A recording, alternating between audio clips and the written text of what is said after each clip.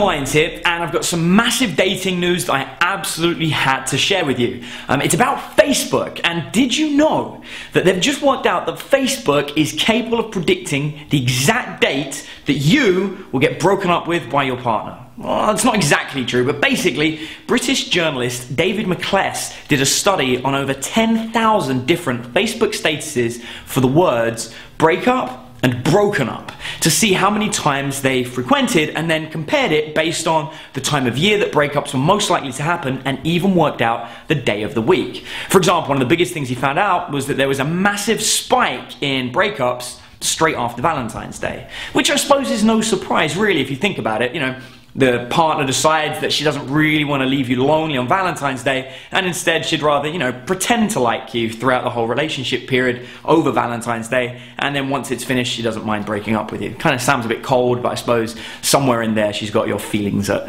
heart. Next up, the next biggest time for breakups was actually 2 weeks before Christmas, which of course makes a lot of sense, as what they're doing then is they're weighing up whether they want to buy you a gift versus actually continuing dating with you. So I suppose they have a big think just before Christmas Day, hey, I wonder if I should actually spend money on a present for them, or should I just break up with them, which might be a bit easier. So that's the next biggest spike. And finally, the third one, which I thought was massively surprising, was one of the biggest breakup times of year, was actually April Fool's Day. You can just imagine it now. Your girlfriend comes up to you and she's like, hey, just want to say I don't really want to date you anymore. And you're like, that's an awesome April Fool's joke. And then she's like, no, seriously. Yeah, kind of awkward. The good news is that the day where there's almost no breakups, or the least likely chance, is Christmas Day. So on Christmas Day itself, you're probably completely safe.